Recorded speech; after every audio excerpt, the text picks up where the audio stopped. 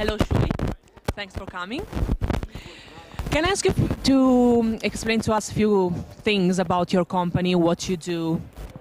I'm the CEO of Fetus. We are developing various solutions for meeting organizers that kind of concentrating around three pillars: high-performance networking, extending marketing reach, and supercharged interactivity. And our products basically allow meeting planners and meeting organizers to enable their attendees to reach their goals when they participate at the events. Do you use particular technologies, like, for example? Yeah, we have a networking platform that allows people to pre-schedule meetings with each other so that they can know prior to the event, they know exactly who they're going to meet with, at what time, at what table, so everything is fully organized. We have voting systems and systems that allows the delegates to send questions directly to the stage, to the presenter. And the nice thing is that you don't need specific hardware for that. You can use your own mobile device. You don't need to rent equipment. You don't need to hand it out, all the logistics around it. You just use your own mobile phone with regular QR code or whatever, and everything is working. When did you start your company? The company now celebrates 10 years. So we are 10 years in the business since 2002. We're active around the whole world. We have offices in Europe, London, France, Nordic region, Germany. We have in Brazil, in the United States, in Asia, in Australia. So we are all around the world. And did something happen that make you think, okay, I want to start this new company? Has something particular happened? Why did you choose to start this company for innovations? There's a reason.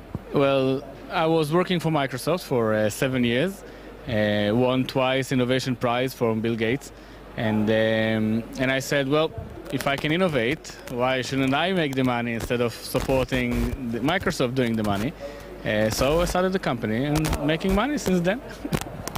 We know very well that you wrote different books, so can you tell us something about those books? Yeah, actually I wrote 3 books. The first one was From Gimmicks to Value, and try to educate the industry about where should they put the money, where to invest the money.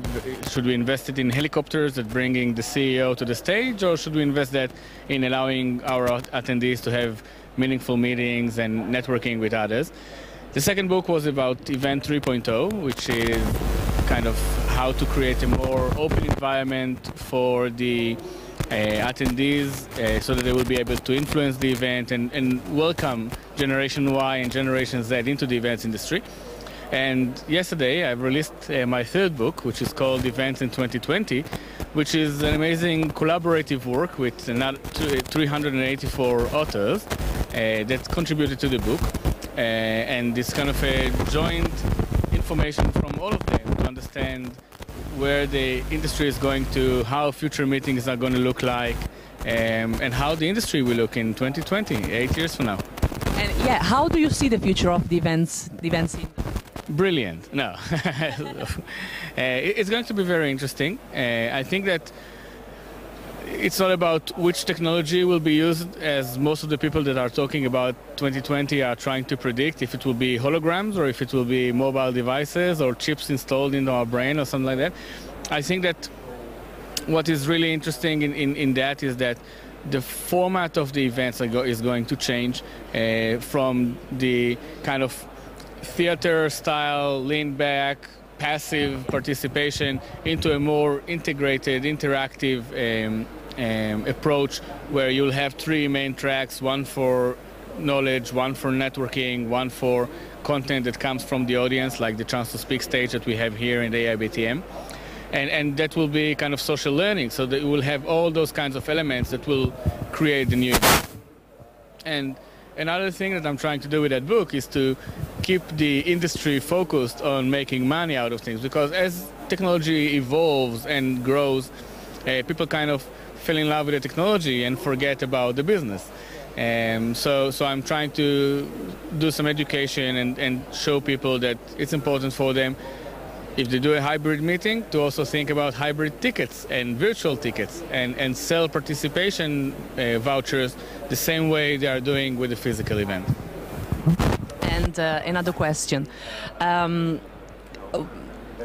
Can I ask you, do you receive, of course you receive feedbacks from your books, the readers and from your clients, so which are the feedbacks that you receive? What people think? Well, people love it. That's good. We get very good feedback from people that really enjoyed reading the first books. They came here standing to collect the third book now. And I think that people really appreciate the fact that I'm sharing and I'm trying to bring some thought leadership and innovation into the industry, mainly around, of course, the technological area, which I think is going to be the main differentiator in the future. Because at the end of the day, if you really want to differentiate from your competitors, what can you do? What do you do? Most of the venues, most of the events already been there. People know them. They've been to the cities. They've been to this specific venue. You can give them another course on the meal instead of 3-course meal to have a 4-course meal. But at the end of the day, there is a very limited amount of things that you can really change in order to make your event stand out. And I think this is an amazing time in our industry that really technology becomes a major player and really a differentiator. And if you really use technology in the right way, you can differentiate your event from others. You can make more satisfied attendees that will eventually come back again and again, year after year, to participate in the event. And that's what we need at the end of the day. Do you have any particular tips for people who want to use technologies, but they're not all aware of how they work, how to use them? Do you have any tips? Yeah, I think the most important thing is to understand that technology is just a mean. It's not the main reason, the main target, and we should always keep in mind that although we are using technology and maybe even using advanced technology, we should keep it attached to our business goals the same way it used to be in the past. So if you're doing webcasting, don't do it for free. Don't communicate to others that they can stay home and not participate in your event, because then you're just ruining the I would say the ground or the market that you're getting all your money from. So I think yes, definitely technology is the right thing. That's what we need to do. That's what we need to educate everyone to use. But we also need to make sure that the new business models or the new technologies are attached to the right business models. So at the end of the day, revenue will still come in, because if not, we don't have an industry. Do you have any particular favorite technology that you think in the future will be one of the most important, most used? Well, I personally love the chance to speak one. I think that it's really creating an amazing change in the industry. It creates new speakers, kind of the American Idol for speakers. And I'm fascinated by this social learning. In most of the events today, still there are the invited speakers, the same people going from one city, one town to another, giving the same presentation again and again.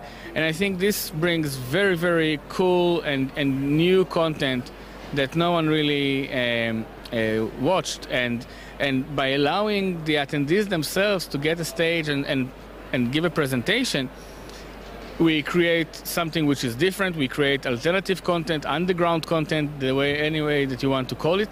And it really creates a big change, a big difference in the industry, in the speakers. We discover new speakers that eventually will become keynote speakers in the future.